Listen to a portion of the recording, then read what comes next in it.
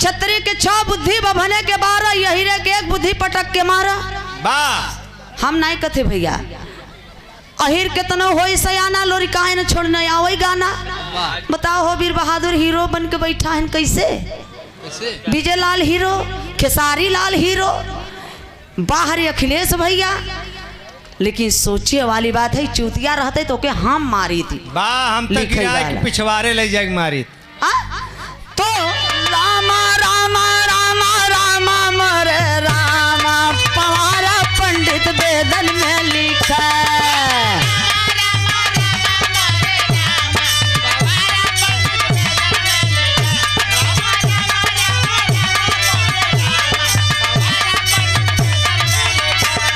बौद्ध धर्म का क्या पहचान? मानव मानव। शूद्र का मतलब क्या होता है? इंजीनियर हैं, पढ़े लिखे सब लोग बैठे हैं। बताइए ना शूद्र का मतलब क्या होता है? हम लोग मूर्छावा आवत रे बताइए। शूद्र का मतलब संरक्षक, जिनके अंदर 4 गुण हो वही शूद्र है। 4 गुण: श्रम करने वाला, दयालु हो, उदारवादी हो, वह दूसरे का सेवा कर सके, वही शूद्र है। मनुस्मृति में नारी बदे लिखा बा, पढ़ना लिखना नहीं, डीएम एसपी बनना नहीं। ये नारी इन्हें इतनी नीच बाइन कि नारिन का काम है सिर्फ बच्चा पैदा करना और कौनो काम नहीं।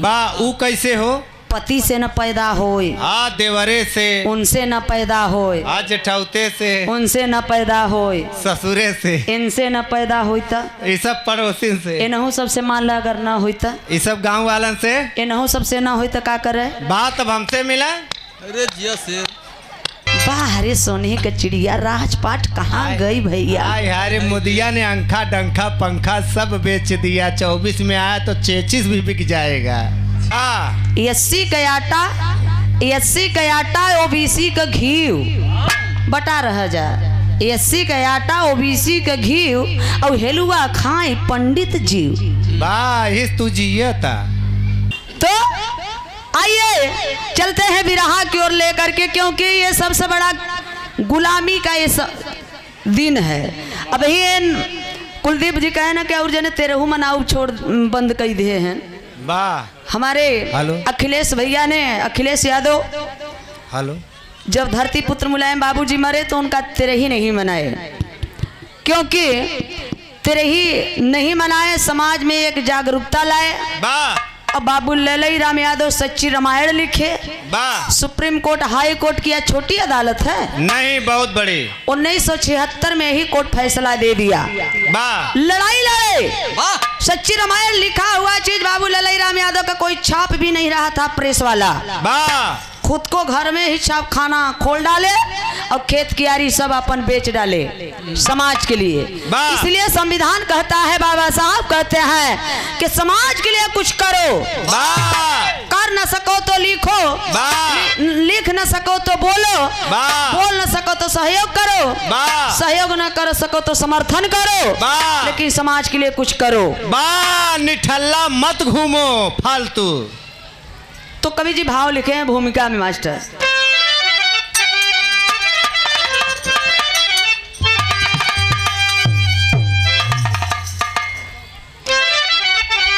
देश कहने कया आजाद हो ही गया, पर गरीबों की बस्ती में बस गई गुलामी। न्याय अन्याय बदला अदालत नहीं, भाग अंग्रेजी छोड़े निशानी। धन्य पत्थर की छाती गरीबों की है, भाव की जिंदगी जो अभाव में पाली।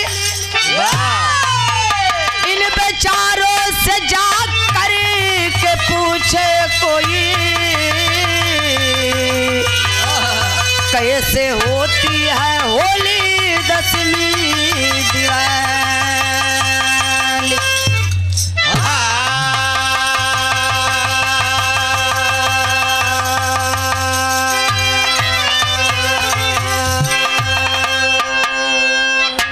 देश कहने को आजाद हो ही गया, पर गरीबों के बस्ती में बस गई गुलामी। देश हमारा आजाद है। 26 जनवरी 15 अगस्त को हम लोग झंडा लहराते हैं, जश्न मनाते हैं, मिठाइयाँ बांटते हैं। किस लिए? आजादी की खुशी में। क्या मेरा समाज आजाद है? नहीं। आजाद है इस समय कागज में, और हम लोग आजाद थे। इस भारत देश के जल जंगल जमीन के मालिक हमारे आपके दादा परदादा पूर्वज राजा हुआ करते थे। जैसे लगभग 3500 बरिस पहले हमारे देश में न जात न पात न भेद न भाव न ऊंच न नीच न अमीरी न गरीबी न छुआ न छूत। धर्म एक था, पाखंड नहीं था। अखंड भारत देश। लेकिन भारत देश जैसा धनी देश विश्व में नहीं था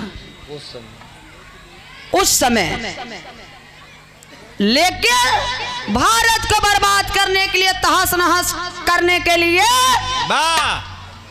हिंदू धर्म का वर्चस्व बढ़ाने के लिए, बौद्ध धर्म को खत्म करने के लिए डच आए, फ्रांसीसी आए, पुर्तगाली आए, होड़ी आए, शक आए, मुगल आए, अंग्रेज आए, आर्य आए। मतलब आर्य मतलब ब्राह्मण हमारे भारत देश में आए। आर्य आए तो मेरे देश का नाम आर्यावर्त पड़ा, भारत के नाम पे भारत पड़ा। और जब मुगल आए तो मेरे देश का नाम हिंदुस्तान पड़ा। और जब अंग्रेज आए तो हम लोगों का देश का नाम पड़ा क्या? इंडिया। इंडिया भारत देश। आज इस भारत देश में 15 अगस्त 1947 को देश आजाद हुआ। 26 जनवरी 1950 को संविधान लागू हुआ। 1952 को हमारे मूल निवासियों को, भारतवासियों को, इन सुदूरों को 1952 को शासक बनने का मौका दिए बाबा साहब। लेकिन बर्बादी कहां से शुरू हुई? हमारे आपका। आइए चलते हैं बिरहा के। 1 रुपया नहीं, 1 रुपया न दे, पढ़ा लिखा जे के जानकारी होगी बाबा। वो 1 रुपया जौन 100 रुपया आवत है, जौन सवाही लगा रहा था 1 रुपया, वो पंडित के देना है। 100 रुपया आवत है, 1 रुपया और आवे। 1 रुपया वही के पान खाए खाए तोहरे दुआरी हमारे दुआरी थूकत है ने। तो गजल का भाव किसी प्रेमी ने प्रेमिका से कहा है क्या?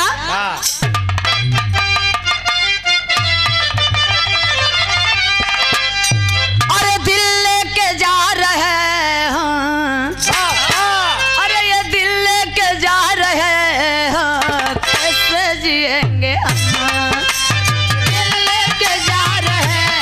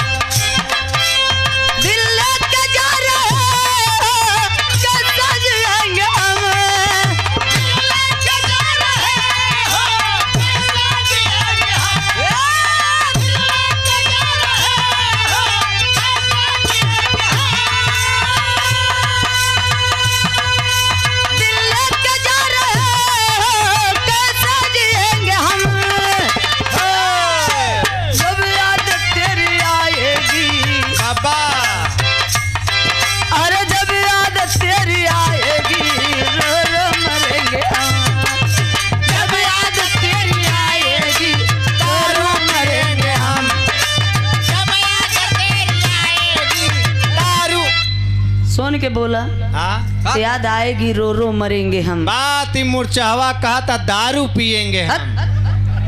दारू दारू यही में हमार समाज एकदम वो हो गवा बा, लीन बा। तभी है 85 झौगा भर न, 85 है झौगा भर। जब चुनाव आ जाता तो बिक जाता है पौवा पर, कोपर राजपाट मिले और बटा रह जाए SC ST OBC minority. SC तो कुछ सुधर गवा, लेकिन OBC शेर है, लेकिन जागने की देर है।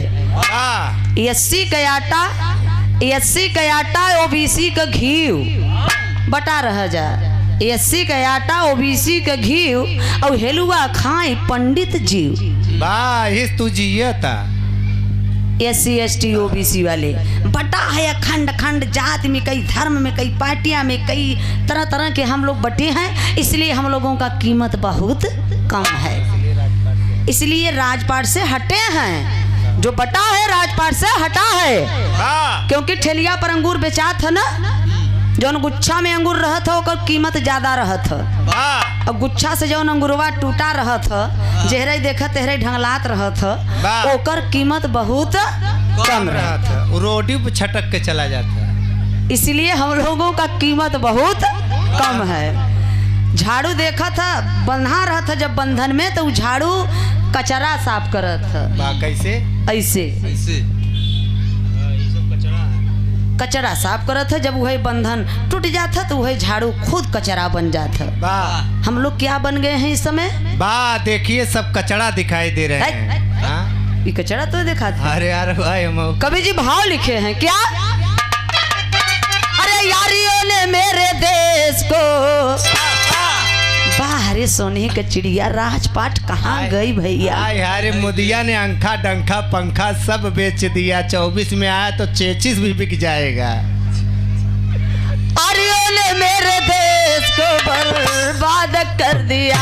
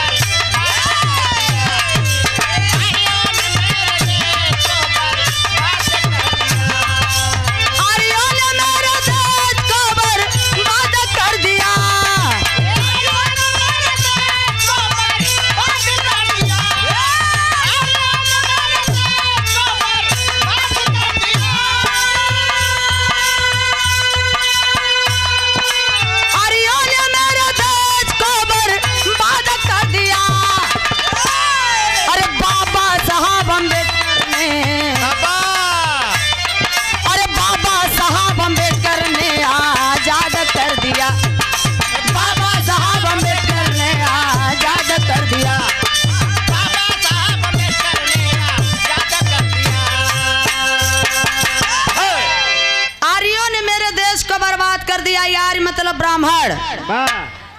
ब्राह्मण मनु ब्राह्मण द्वारा मनुस्मृति मनुविधान मनुस्मृति बनाया गया। जैसे आज संविधान बाबा साहब बनाए ना, देश चल रहा है संविधान से, सब माने बराबर, विधान माने नियम कानून। तो संविधान के पहले मनु ब्राह्मण द्वारा बनाया गया मनुस्मृति,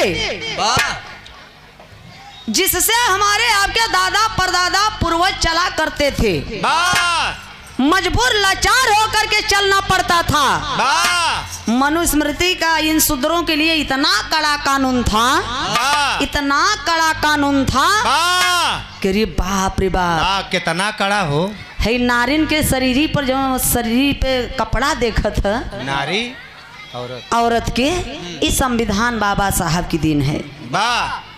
नहीं तो जो शूद्र की औरत अगर जिस दिन स्तन को ढक करके ब्राह्मण के सामने चली जाती थी तो उसको मोलाकरण देना पड़ता था, स्तन बराबर सोना। इस संविधान की दिन है।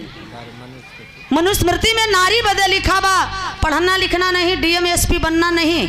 ये नारी इन्हें इतनी नीच बाइन कि नारिन का काम है सिर्फ बच्चा पैदा करना, और कौनो काम नहीं। ऊ कैसे हो? पति से न पैदा होए, देवरे से उनसे न पैदा होए, जेठौते से उनसे न पैदा होए, ससुरे से इनसे न पैदा होता, ये सब पड़ोसी से, इनहू सबसे मान ला अगर न होता, ये सब गांव वालन से, इनहू सबसे न होता का करे? बात अब हमसे मिला। अरे जिया से ए भैया, ओ मनु ब्राह्मण कह रहा है कि नारी का काम है सिर्फ बच्चा पैदा करना, और कोई काम नहीं। और नारी बदे गीता में लिखा हुआ कि नारी नरक का द्वार। तब इन्होंने सारे कुल पैदा कहाँ से हो गए? बांदा चित्रकूट का रहने वाला तुलसी दुबे ने लिखा है रामचरितमानस में, ढोल गंवार शूद्र पसनारी सकल ताड़ना के अधिकारी। मतलब ढोली के जितना ही पिटबा उतना ही सुघर बाजी, सुधरन के जितना ही मरबा उतना ही लोग ठीक से रही, मेहरारून के जितना ही पिटबा उतना लाइन पे रही। होश में बोला। भाई हम थोड़ा कहते तुलसिया ससुरा कहता। इस समय संविधान चल रहा है, ठीक है, होश में बोला। ए बाबू, इतना ही ना, शूद्र मतलब चमार, पासी, मुसहरा, ढैकार, कहीं भैया हमने कहा दलित है, हमने शूद्र है, छोट जाति है। और जे सिंह लिखा था, जैसे जेकरे सिंह जाम के बाबा नमवा के अगवा, ओम प्रकाश सिंह यादव, ओम प्रकाश सिंह पाल, ओम प्रकाश सिंह पाल, ओम प्रकाश सिंह पटेल। ए भैया, तो औकात में हम बहुत बढ़ जाता है। हमारे सभी लोगों का पूरा ये औकात मनुस्मृति में लिखा बा। शूद्र का मतलब क्या होता है? इंजीनियर हैं, पढ़े लिखे सब लोग बैठे हैं, बताइए ना शूद्र का मतलब क्या होता है? हम लोग मुरझावा आवत रे, बताइए। शूद्र का मतलब संरक्षक, जिनके अंदर 4 गुण हो वही शूद्र है। 4 गुण: श्रम करने वाला, दयालु हो, उदारवादी हो, वह दूसरे का सेवा कर सके, वही शूद्र है। मनुस्मृति में लिखा बा का शूद्र के बा, अहिर गड़ारम शूद्र चमारम बिना गुनाहम पंच पनाहम। अहिर गड़ारम शूद्र चमारम बिना गुनाहम पंच पनाहम। अहिर गडरिया चमार मुसहर पासी धोबी दैकार शर्मा बर्मा पटेल बिंद भूमियार यानी 85 जितने मूल निवासी हैं सभी लोग शूद्र हैं। और ये शूद्रन के अधिकार नहीं है पढ़ने का। ये शूद्रों का काम है सिर्फ ब्राह्मण का सेवा करे, उनकर उतारा कपड़ा पहले, उनकर फटा पुरान जूता पहले और उनकर बचा खुचा भोजन खाए, यही शूद्रों का काम है। बाहर प्रधान जी देखिए, गांव के प्रधान को बहुत बड़ी जिम्मेदारी होती है। पूरे गांव के मेहरारून के देखे के होला। उपद तोहे मिल जाए तो तू का करबा? बात हम 24 घंटा मन लगाए के देखब। अरे यार जिम्मेदारी होती है, इसलिए नीचे प्रधान ऊपर भगवान। बीच वाले सब झंडू। वो कैसे हो? जहिया से योगी मोदी दुन्ना रणुआ हमने का कार्ड मेहरारून के नाम से कह दिए। देखा यही से बेचारा हरन के देखा, जैसे दाढ़ी देखा, शकल देखा, सारा मनोबल तोड़ के हने खराब कर देन हमने। तो कवि जी भाव लिखे हैं आगे क्या?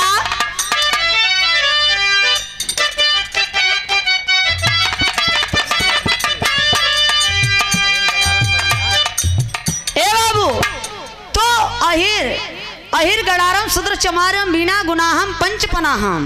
एकर मतलब अहिर गड़रिया चमार मुसहर पासी धोबी दहिकार मूल निवासी ये सभी लोग शूद्र हैं। और शूद्रन के नहन के सवेरे सवेरे 5 जूता मारे चाहे बिना गुनाह का। वो नाश्ता के रूप में। अब बाबा साहब ना पैदा भुआ होते न भैया, हर 5 जूता रोज मराते जा। 5 जूता तो हम मरा, तू 5 जूता न मराते जोन गेरुआ वस्त्र पहने हैं भैया। ए बाबू, संविधान की देन है, बाबा साहब की देन है। मौलिक अधिकार मिला, भाषण देने का अधिकार, चुनाव लड़ने का अधिकार, वोट डालने का अधिकार, नया नया कपड़ा पहनने का अधिकार, अच्छा अच्छा भोजन खाने का अधिकार और बिरहा गाने का अधिकार, दारू पीने का अधिकार। भाई कौन संविधान में लिखा बरे मनुस्मृति लागू करबे है? ए बाबू, ओ अधिकार मौलिक अधिकार मिला।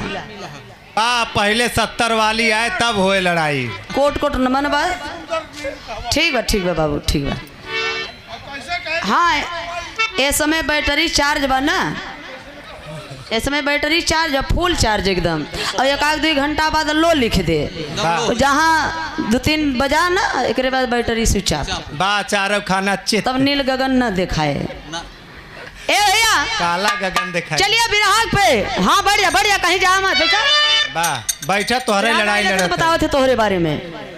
हाँ, तो ही सबका भोग दंड आज हमने भोगत ही जा, घरे घरे दौड़ पड़ता।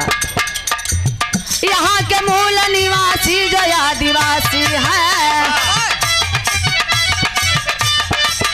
अरिया ये बन देता जो सत्यानाशी है।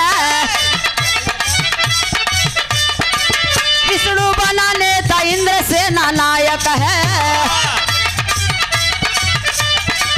यही विदेशी मेरे देश के नायक है। देवता इंद्र ले सेनावतन नसाया है। हमारी संस्कृति इतिहास को मिटाया है।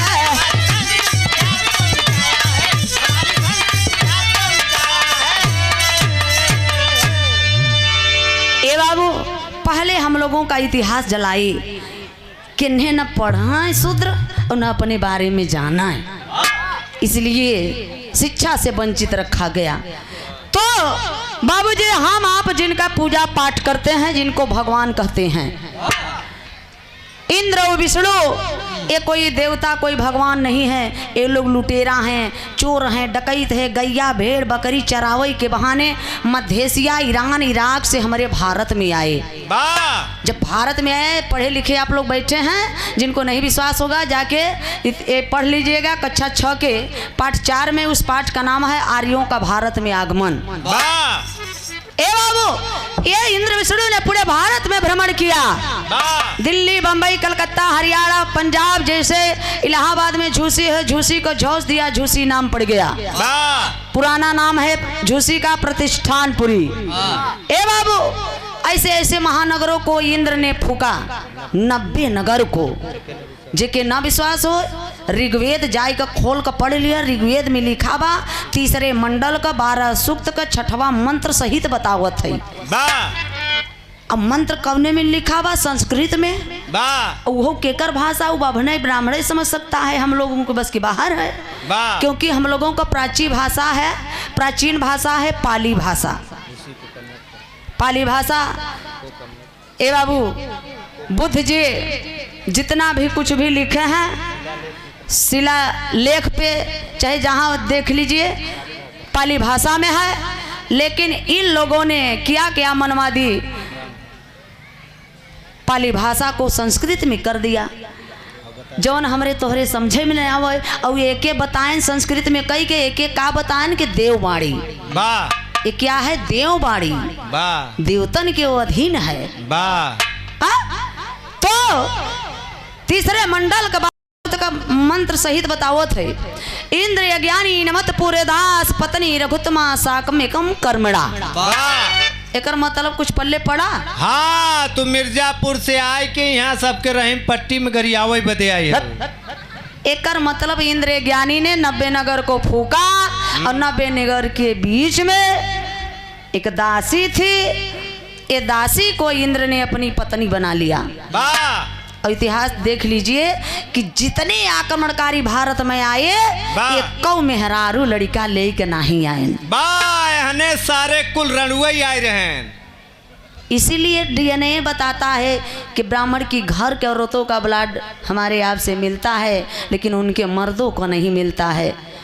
हम ना जेके बाबा साहब ने गुरु माना, बनारस के धरती पर जन्मे कबीरदास जी डीएनए के ऊपर लिखे, पहिर जनेऊ जो बाभन होना, मेहर क्या पहिरायो, घर की सुदरन भोजन पर से तू पंडा क्यों खायो। हम ना कबीरदास जी कहते हैं क्या ब्राह्मण तूने गाय खा लिया, जनेऊ पहन लिया, अपने बहनी के संगे सो लिया, बरुआ मनाई लिया, पक्का बाभन हो गया, और घरवा जौन भोजनवा परोसता वो तो सुधरे की सुधरे रही गई, वो के का पहनाया। कुछ बा मेहरारू के निशानी, कौन जात था फलनिया। तो कभी जी आगे भाव लिखे हैं मास्टर, एक लाइन तर्जबा हमारे भारत के लोग रही वाला कैसन रहन।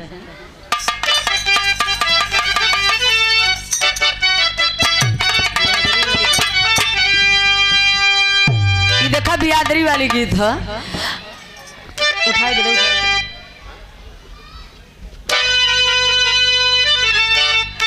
मछरी खियावेला, अरे मछरी खियावेला सयानी रमोनी हमके, अरे मछरी खियावेला सयानी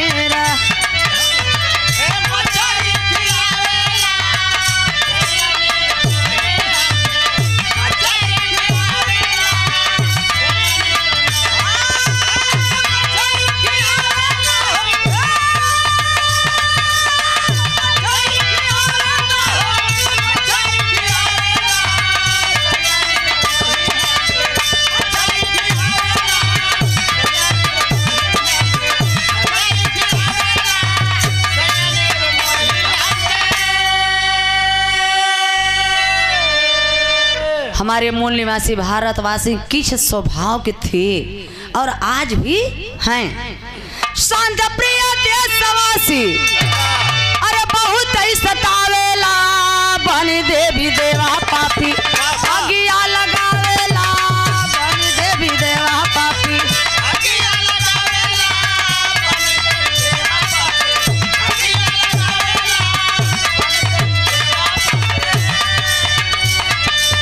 मूल निवासी लेके भागा अपना प्राण हो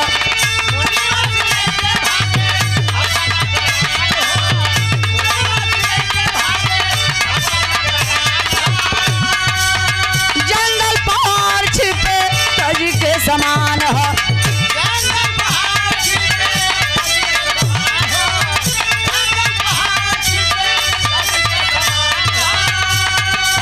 बनैया दिवासी बना बनैया दिवासी बना मनुष्य कहावेला बनी देवी देवा पापी।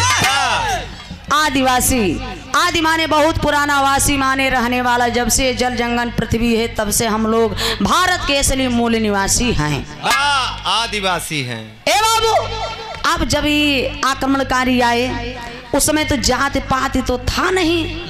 अब इन लोगों का रहने का ठिकाना कहाँ पर था? ये लोग एकदम टापू में जंगल के किनारे पहाड़ के किनारे ऐसे टेंट लगा करके रहते थे, गैया भेड़ बकरी लेकर। अब हमार तोहार पूर्वज राजा रहे न उस समय, खाए का चैन से जब सोवाए तो पहले ही निद्रा में इन्हें जौने गांव में जाए इंद्र विष्णु दल बल के साथ जे बड़ बुजुर्ग सयान रहे ओके काट मार के इन्हें फेंक दें। और नौजवान जो लड़का बचाए इन्हें इंद्र विष्णु इन्हें बेईमान सेना में अपन बना के सेना बना के साथ में रख लें। जितनी बहन बिटिया हमारे भारत का बच्चा है इन्हें परसेंटेज के हिसाब से बांट बांट के ले लें। हम लोग यहाँ के रहने वाले नहीं हैं, हम लोग सिंधु घाटी के रहने वाले हैं, सिटी के रहने वाले हैं, सिटी। लेकिन ए बाबू जाति तो उसमें था नहीं। मूल निवासी जो लड़ाकू था राणा प्रताप की तरह घास की रोटी खा लूंगा, लेकिन ऐ इंद्र विष्णु मैं तेरी गुलामी कबूल नहीं करूंगा, पूजा पाठ नहीं करूंगा, हरामजादा चीर फाड़ के फेंक दूंगा। भाग मत सिया, तुम लोगों का पूजा पाठ नहीं करूंगा। ए बाबू ओके का बनाए कोल भील मुसहरा जे जंगल में रहाई लागे तो पेट भरे बदे कुछ तो खाए तो कच्चा मांस खाएं, लीलगाय खाएं, खरगोश खाएं, कछुआ खाएं, जौनई पावे मुर्गा मछली गोहटा खाएं, मूस खाएं। अब ढेर दिना तक खात रहे। तू खाए है और हम तो खाए है। ए भैया असली आदिवासी है। हाँ तो देखें ओ मुसहरा कोल भील बताए, लेकिन हमार भाई हरे यही खून हमार भाई हमार पटदार जाते तो उसमें रहना है। और का करें आप देखा खंड खंड में बांटे, कैसे बांटे? फूट डालो राज करो, डिवाइड एंड रूल। कैसे कैसे? अरे भय से समर्पित जवान भैले देशवासिया,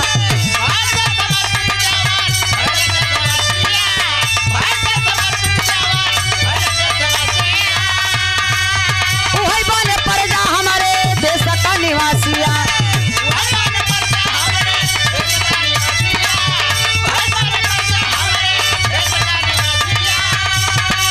कोई मौज में सर कोई मौज में सर कोई महिला उठावेला बन देवी देवा पापी। भय माने डर, जैसे जे डराई ग हे इंद्र विष्णु तो के देवता माना पूजा पाठ करब, हमार खेत कियारी ले ले, बेईमानी कैले, बहनी बिटिया की इज्जत मर्यादा ले ले, लेकिन हमें मार के भगावा मत। ओके प्रजा बनाए। प्रजा कैसे बनाए? कैसे? जो नाजे भी वही बियाहे में भैया कथिन प्रजा बुलाइल।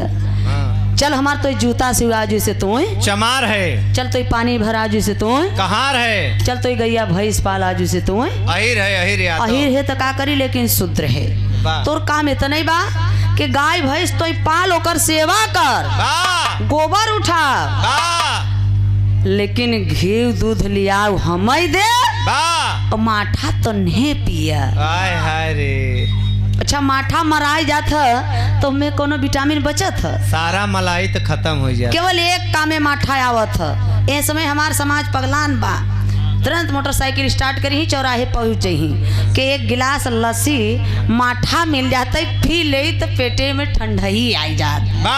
ई हमार समाज माठा पियत पियत ठंडई के चक्कर में ठंडा के ठंडई रही गए, कहियो गरमा भाई नहीं भाई। जे बेईमान गरमान केंद्र राज्य का सरकार बेईमानी से ले ली है सीबीएम में घोटाला करके और माठा पिए जाई ठंडा नहीं रही जा।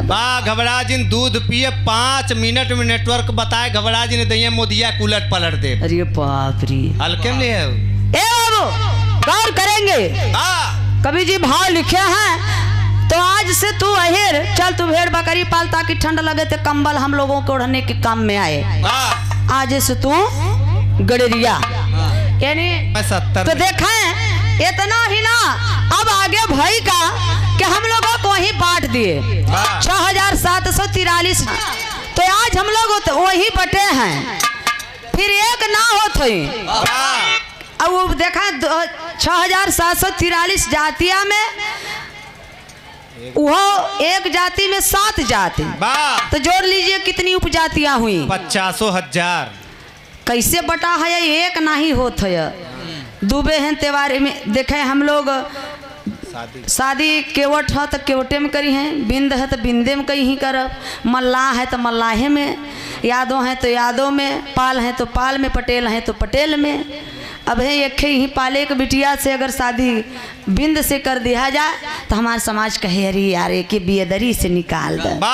इसका आज से हुक्का पानी बंद कर दिया जाए। आई एम चौधरी बंद कर दे, बियादर से निकाल दा। लेकिन भैया हर केहू के बुराई ना करत हैं, ज्ञान ले लिया हम सब के हो चाहे कि पंडित जी एक चैनल में बधे रहते हैं, वो लोग कैसे शादी करते हैं? वो लोग गोत्र चेंज करके शादी करते हैं, क्योंकि गोत्र चेंज करे से शादी करे से जवन लड़का पैदा होता वह तो हाइब्रिड पैदा होता। अच्छा तब ही आई के IAS PCS वालन के यहाँ गोबर और पत्थर टिकवावत हैं पढ़ा लिखा के। ए भैया तो आज वो लोग कैसे शादी करते हैं? दुबे हैं तिवारी में तिवारी हैं, तो पाड़े में पाड़े हैं, तो पधिया में पधिया हैं, तो मिस्री में मिस्री हैं, तो सुकुल में सुकुल हैं, तो ओझा में ओझा हैं, तो झा में। अबे दुबे मराई लगे तो चौबे उपध्या मिसिर सुकुल ढेर के रिश्तेदार भैन के नहीं भय दौड़ा यही बचाओ वही बदे। अबे यहाँ के मुसहरा मराई लगे तो जने कहीं जाए देता सरवा का भी आदर हवे का जाति है वो हमारा मार सारे के मार सारे के और मार सारे के चली बरौत। ए बाबू ए भावना, इसलिए बाबा साहब ने कहा कि जातियों पर इतना घमंड करो कि अगली जात अपने आप खत्म हो जाए। तो बदला नहीं लेना है, बदलाव लाना है। तो कवि जी आगे भाव लिखे हैं, जो बाबू ललई राम यादव समाज के लिए संघर्ष किए, लड़ाई लड़े, जितने बहुजन में जन्मे संत गुरु महान पुरुषों ने लड़ाई लड़ा समाज के लिए, पर्सनल अपना कोई काम नहीं था। और इसीलिए हम लोगों के महान पुरुषों ने हिंदू धर्म छोड़ करके बौद्ध धर्म अपनाए। बौद्ध धर्म का क्या पहचान? मानव मानव एक समान। तथागत गौतम बुद्ध जी का यही सिर्फ मन था, यही उनका भावना था, जो मानवता को पूरे विश्व में संदेश दिए कि मानव मानव एक समान, न कोई ब्राह्मण, न कोई क्षत्रिय, न कोई बिंद, न कोई केवट, कोई जातियां नहीं, क्योंकि उस समय जाति था ही नहीं। तो ऐसा होना चाहिए, ये बुद्धमय भारत देश बनाइए आप लोग, तभी हम लोगों का संघर्ष होगा और राजपाट शासन सत्ता मिलेगा, अन्यथा घिघियात रही जाब मिले वाला नहीं बा। तो कवि जी पाखंड के ऊपर बाबू जो ललई राम यादव जी लिखे, तो कवि टेरी के भाव में लिखे हैं।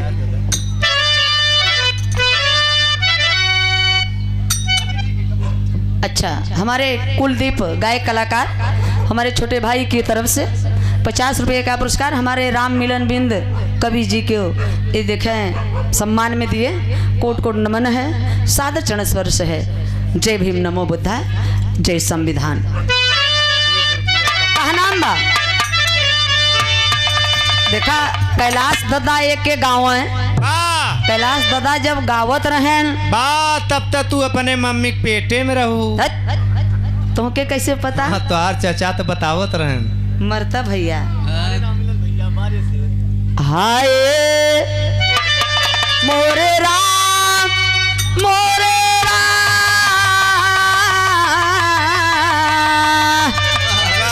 भोले बाबा जोगिया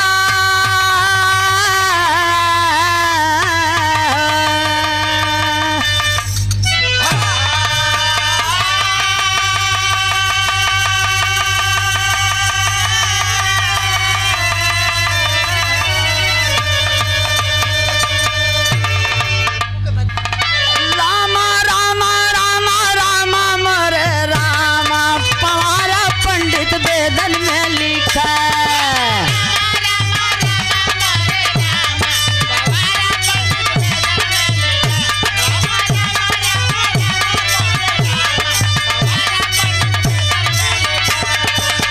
निवासी मूल यहाँ का हो, निवासी मूल यहाँ का हो, 85 मूल यहाँ का, 85 मूल यहाँ का, फिर से मारा मारा पवारा पंडित वेदन में।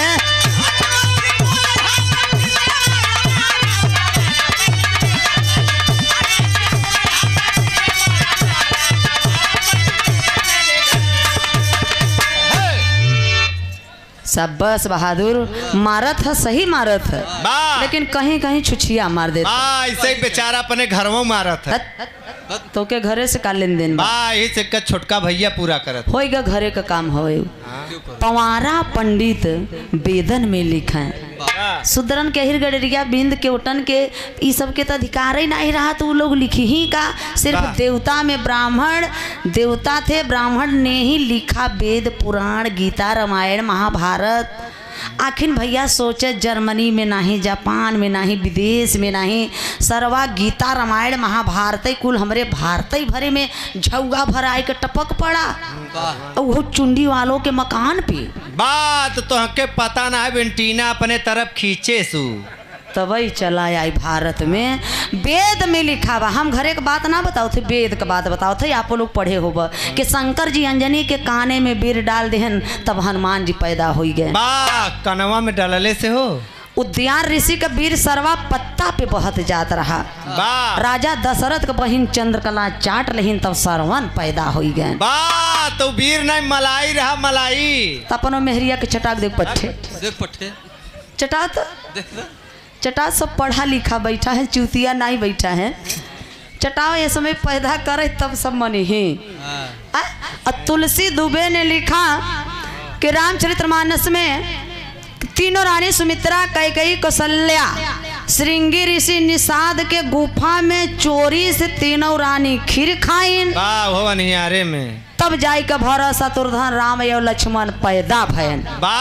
खिरिया खैले से हो। सोचा भैया उस समय पढ़ा लिखा नहीं था लिखने वाला। दारू बहुत तेज पीता था, भांग खाता था, इसीलिए लिख दिया। क्या ए भैया तो आप ही लोग सोचिए, साइंस विज्ञान लेके समय पढ़त बा हमार समाज।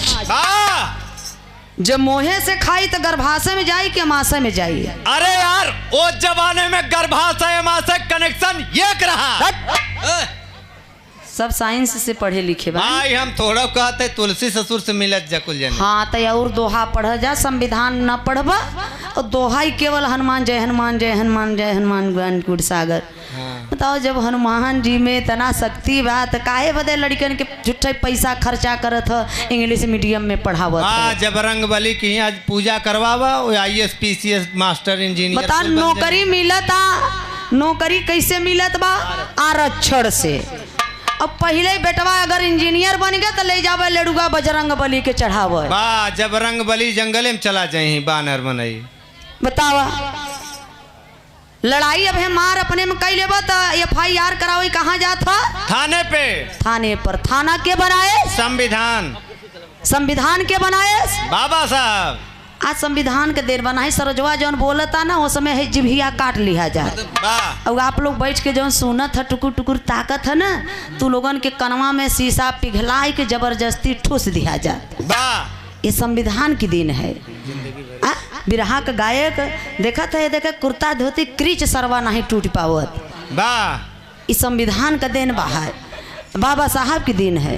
और प्रोफेसर हो गए हैं बिरहा गवैया के बीर बहादुर जी। ये संविधान की दिन है। नहीं भैया हिरन बदे हमारे समाज हमने एक बेचारू हरे भैंसे चरौते न रेलवे किनारे हम लोग एक मूल्यवासी, लेकिन वही ब्राह्मण ने लिखा छतरी के 6 बुद्धि, छतरी के 6 बुद्धि बभने के 12, यही रे के 1 बुद्धि पटक के मारा। हम नहीं कथे भैया अहिर कितना हो सयाना लोरी काहे न छोड़ने आवई गाना। बताओ हो बीर बहादुर हीरो बन के बैठा है कैसे, विजय लाल हीरो, खेसारी लाल हीरो, बाहर अखिलेश भैया। लेकिन सोचे वाली बात है चूतिया रहते तो के हम मारी थी। हम तो पिछवाड़े ले जाए मारी। तो ये लोगों ने हम लोगों को खंडन किया वेद पुराण कथा में। कथा में का पाखंड में फंसाया। कथा माने हिंदी का शब्द कोश जाय के पढ़ लिया। कथा माने काल्पनिक कहानी, नकली कथा सुनाई के। हाथ जोड़े रहबा कथा सुनत रहबा, नकली कथा सुनाई के असली रुपया ले हमारे तोहरे पैसा जुटाई के सबके सुतही दे। माई बहन ई का हवा कथा, कथा है नकली कथा सुनबू जा। सुन ले जा नकली कथा सुनबू अचरे से असली रुपया छोड़ के देबू और जाबू अचरे से गोड़ धरबू। हथियारवा का बताओ यहाँ सरोजवा असली कथा सुनावता एको जने आई के गोड़ धरू जा नहीं हो। 1 रुपया दीहू चाउर गेहूँ दाल लियो बू जा देखो भैंस लगत हो तो घी लिया 1 किलो। तो ये कथा है। अब मेहरारून के तो ब्राह्मण पंडित जी इतना डेरवाई देहन के फलनिया तो करवा चौथ व्रत न रहबे तो तोर पति जल्दी से मर जाए, तोर भतार जल्दी से मर जाए। बिचारी हरे डर के मारा करवा चौथ व्रत रह लागिन। अब करवा चौथ व्रत का मतलब क्या है जान ले जा। तू लोग ज्यादा पाखंड में हो। लड़का रोवत रहे खिलावत रहबू कहबू आवा चंदा मामा, वही चंदा मामा के आवा चंदा मामा दूध भात ले आवा बाबू के मुहवा में डाल दा घुटर। और जब करवा चौथ व्रत रहे तब भतारे के खड़ा कई के वही चलनी में देखी ही चंदा मामा के तब जाई के व्रत टूटे। सोचा वही चंदा मामा हैं, वही चंदा मामा भतारो हैं। सोचे वाली बात बा। हम ना चाणक्य जी इतने बुद्धिमान थे। चाणक्य जी व्रत के लिए नारी के लिए बोले कि आए मेरी माताएं बहनें जो अंधविश्वास में हैं, अगर करवा चौथ व्रत रहने से पति की उम्र लंबी होती है तो भारत की किसी औरत को विधवा नहीं होना चाहिए। लड़कियां व्रत रहती हैं एकादशी तुलसी माई फलनवा माई ढेकनवा बाबू मुसहरवा बाबा व्रत रही हैं। इसलिए बाबा साहब ने कहा कि व्रत मत रहो, क्योंकि कुंवार बेटियां व्रत न रहे। जहां जाती है वहां व्रत नहीं पूछा जाता है, वहां शिक्षा योग्यता पूछा जाता है कि बिटिया कई तक पढ़े हो। और ये नहीं पूछतन कि बिटिया कई ठे व्रत उठाए रहू। कई ठे 33 करोड़ पूजा तू 56 करोड़ तब करिया का मिला बा पखंडिया। हम हूँ व्रत रहे के गोर का भतार मिले तो न देख ल करिया के मिला का बताई हम। यही से भैया हिंदू धर्म हम छोड़ दिया, हिंदू धर्म छोड़ दिया। हम मतलब बौद्ध धर्म अपनाए, हिंदू धर्म में छोड़ाई। इसलिए बाबा साहब ने कहा कि हिंदू धर्म छोड़ना गुलामी के जंजीर के तोड़ने के समान। हमने जो किया प्रोफेसर डॉक्टर लक्ष्मण यादव ने धोबी के लड़की से शादी किए। कुल धोबी रिश्तेदार बहन नहीं यादव भैया हरन का। मैं जात का कोल मैं भील हूँ, लेकिन हमने बिंद से शादी किया। जितने बिंद हैं सब रिश्तेदार बहन के नहीं, ढेर के बहन के नहीं। पूरा मिर्जापुर तो हमारे ससुराल है हो।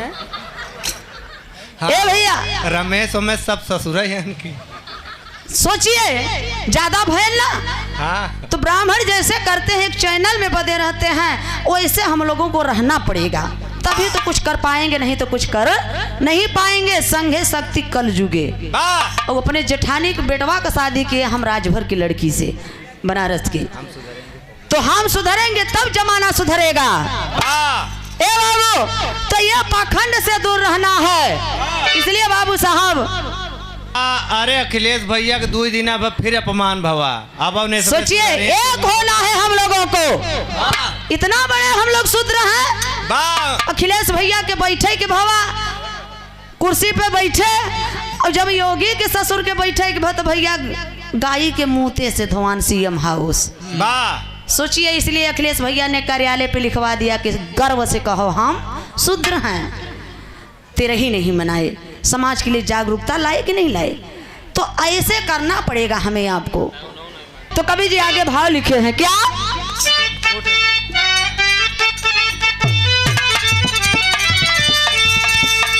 कूटनीत पंडित के लगे गए,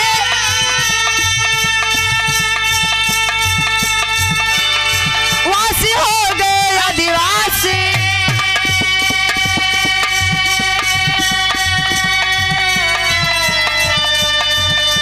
वर्ण व्यवस्था लिखे गए, कहे शूद्र माना लखा, लोहार कुहार सीपर, परजा पावन चपरासी। सिपर में तरमोची धोबी, सिपर में तरमोची धोबी, महिला ढोवत 85।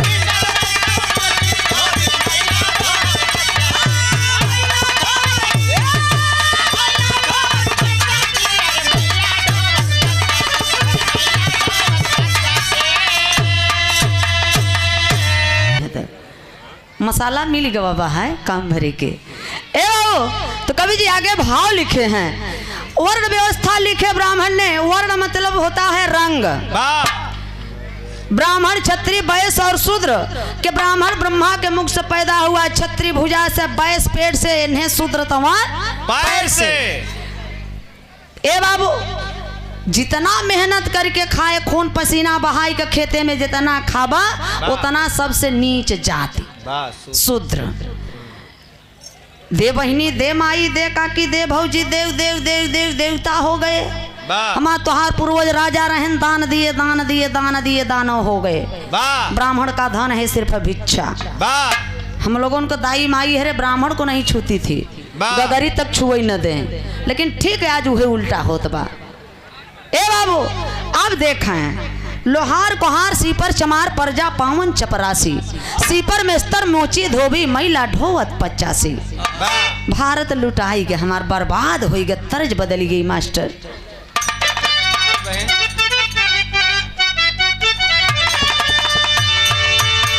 अरे नजारा लागे राजा तोरे बंगले पर,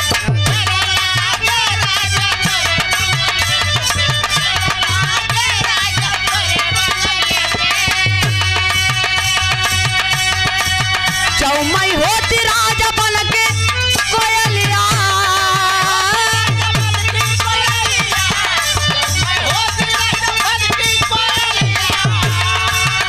बन की कोयलिया हो, बन की कोयलिया।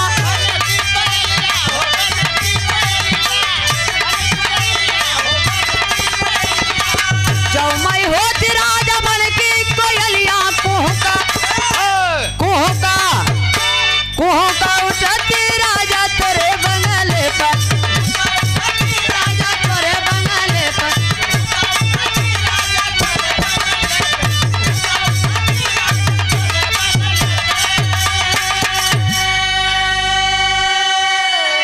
लेकिन भारत देश हमार बर्बाद हो गया, लुटाई गया। कैसे कैसे? आज तवन प्रधान रहीम पट्टी हो ना, चाहे यहाँ को चाहे कहीं का प्रधान एक कॉलोनी दे दही बिचारन के ना, तो कॉलोनी बनवा ले ही, पक्का हो जाए, दुहारे पर नेबुआ मरचा टांग दे ही कि नजर न लागे। बताओ, कुल लुटाई गवा बा, पथरवा के नजर न लागे, घरवा के, खपड़वा के, मड़ैया के, कुल तो खत्म हो गवा। और सोवा जा, जो सोवा, जो सोया वो खोया, और जो जागा वो पाया। आपके लिए बाबा साहब रात रात जागते थे, समाज के लिए, आपके लिए।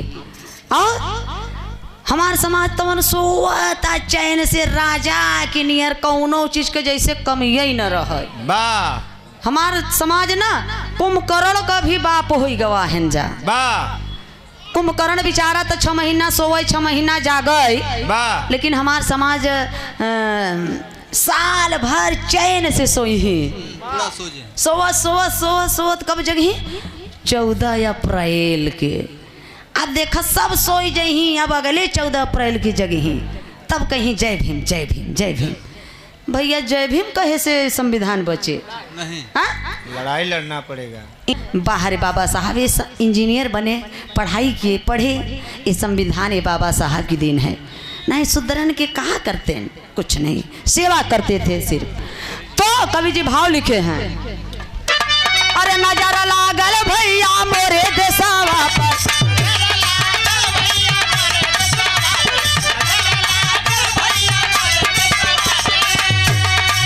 दूसरी चढ़ाई किया बने मुसलमान हो।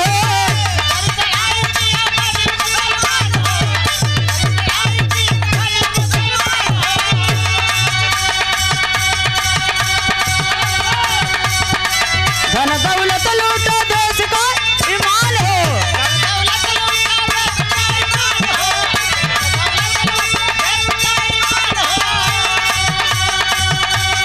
हमारी बेसवा चलाही रही रही रे, हमारी बेसवा चलाही यार के बेसवा पर, नजारा लागल भैया मोरे देशवा पर।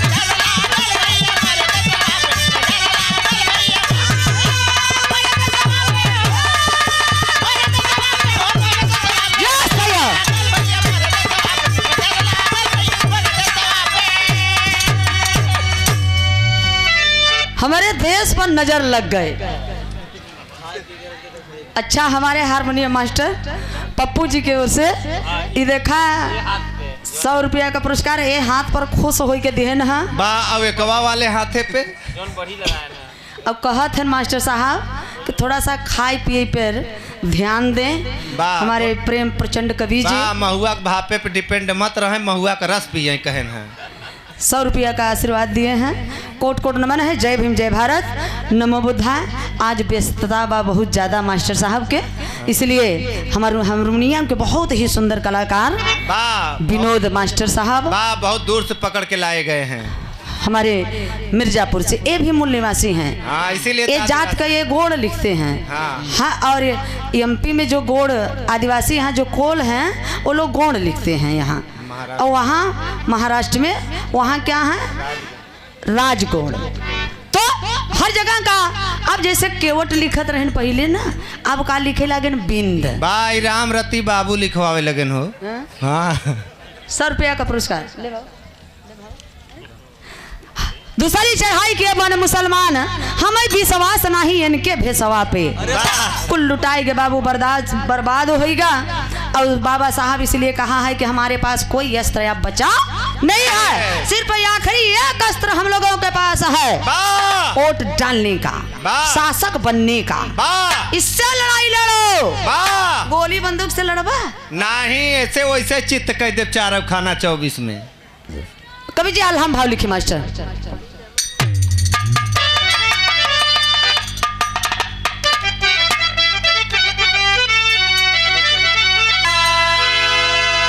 तो हमें न जात न पात किसी चीज से लड़ाई नहीं लड़ना है, कहा नाम है, क्योंकि हमारी दुश्मनी नहीं है किसी से।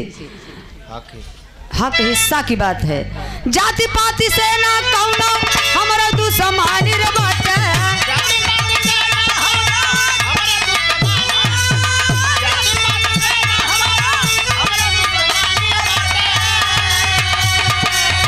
हक खातिर मुरली वासी हो जा पूरा बा,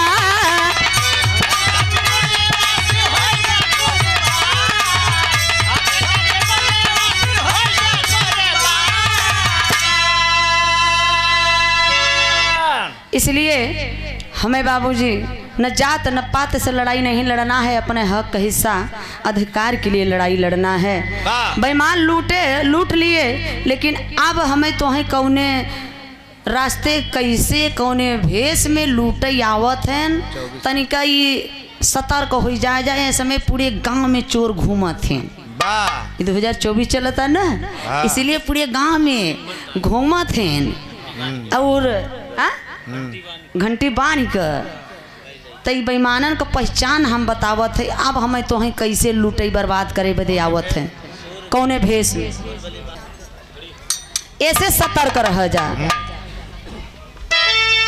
गेरुआ वस्त्र, वस्त्र वस्त्र मतलब कपड़ा, गेरुआ वस्त्र कमंडल और माथे का टिकावा, घूम के बेईमान ले धर्म का ठिकावा।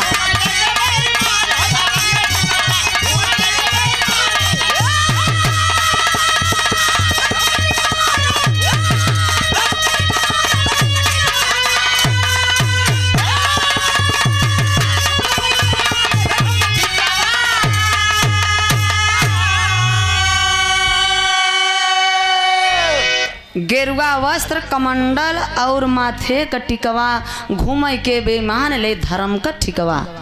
धर्म का ठेकेदार हर मंदिरों पर बैठ गए हैं। जैसे हर मंदिर पे विंध्याचल में जावा, जैसे नवरात्र चलत रहे, दोनों पुराने गांठ जोड़े रहब, ठेली ठेला होत रहे, सोचब कितना जल्दी दर्शन मिले।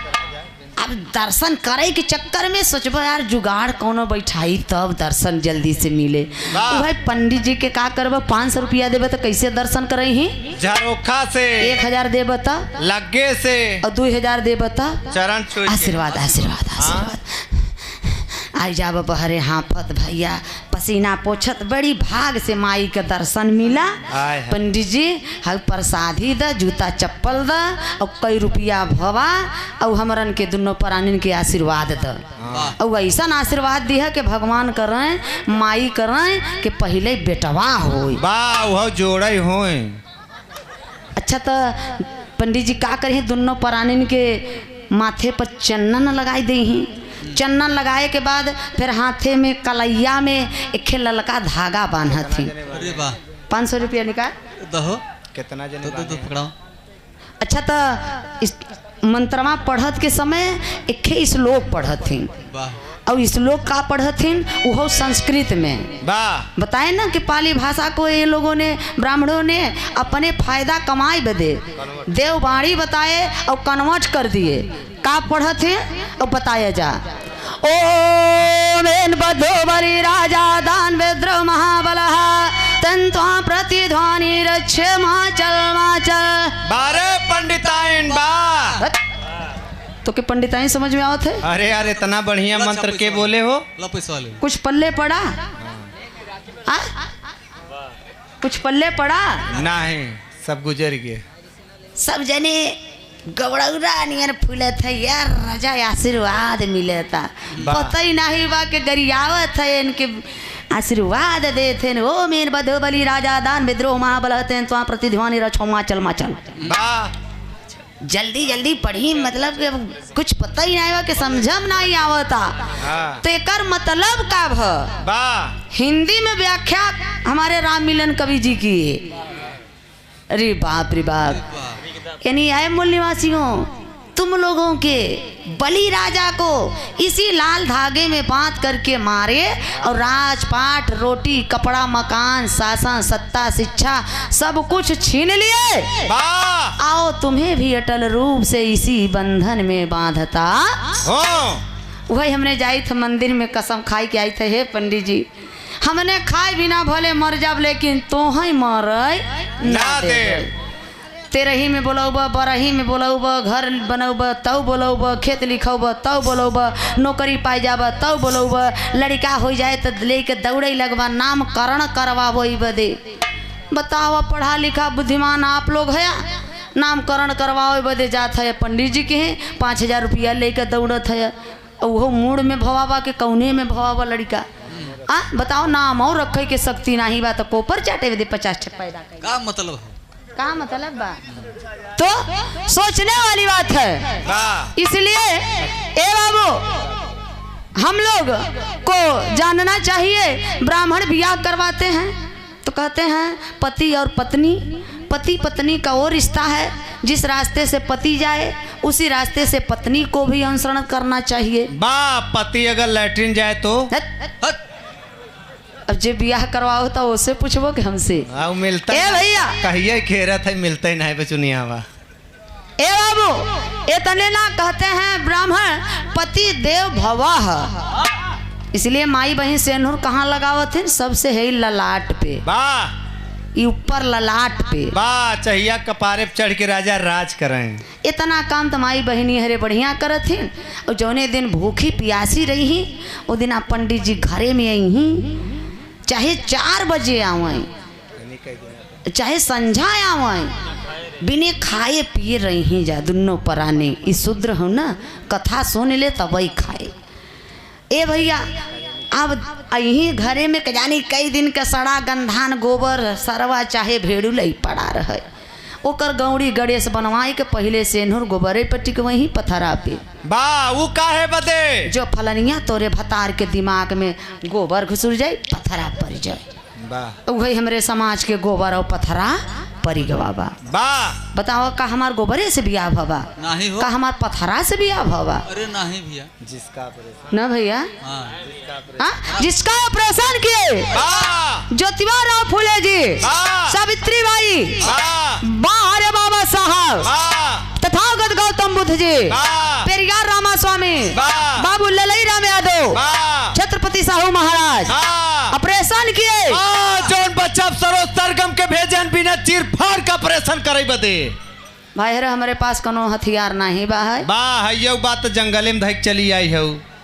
इसलिए बाबा साहब का सपना था कि घर घर में शिक्षा होना चाहिए। शिक्षित करो, संगठित हो, संघर्ष करो। घर भले मत बनवाया, खेत भले मत लिखवाया, लड़का का बियाह भले मत कर, लेकिन लड़का के पढ़ाई जरूर दी है, क्योंकि शिक्षा मास्टर चाबी है।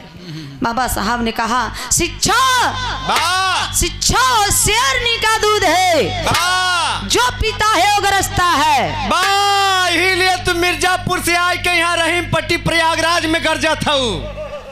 इसलिए शिक्षा बहुत जरूरी है। तो यही से बिरहे का हमारे आखिरी लाइन बा बाबूजी। इसलिए बाबा साहब अंगुरी से इशारा किए हैं कि मंदिर मत जाओ। मंदिर वहीं जाते हैं जो मानसिक रूप से गुलाम हैं। ब्राह्मणों का निजी दुकान है, इधर चलो। अंगुली इशारा किए हैं दिल्ली चलो दिल्ली। जो कुछ भी मिलेगा संसद भवन से मिलेगा, दिल्ली के वो संसद भवन मंदिर से मिलेगा, अन्यथा कौनो देवी देवता देवई वाला नहीं है। मंदिर लेता है देता नहीं है। इसलिए ओशो ने कहा है कि शूद्रों को मंदिर नहीं जाना चाहिए। बदाऊ में देख लो 40 साल की औरत की इज्जत लूट कई के सरिया से कई के बाबूजी मंदिर में पंडा पुजारी द्वारा जान से मार दिया गवा। बताओ मंदिरिया में इज्जतिया बिचारी का लुटात रहा तो उसमें शक्ति कहाँ रही, कहाँ भगवान चला गा रहा। बात तो के पता ही नहीं चला। ये ससुरा अपने बहनी औरे गारा खिचड़ी लेके तब ही नहीं बेचारा सुरक्षा कई पाए। तो इन महान पुरुषों के अगर वचन वाणी अच्छी लगी हो तो उनके लिए आप लोग एक बार जोरदार ताली बजा के सम्मान कर दीजिए। बहुत बहुत धन्यवाद। आखिरी लाइन का नाम है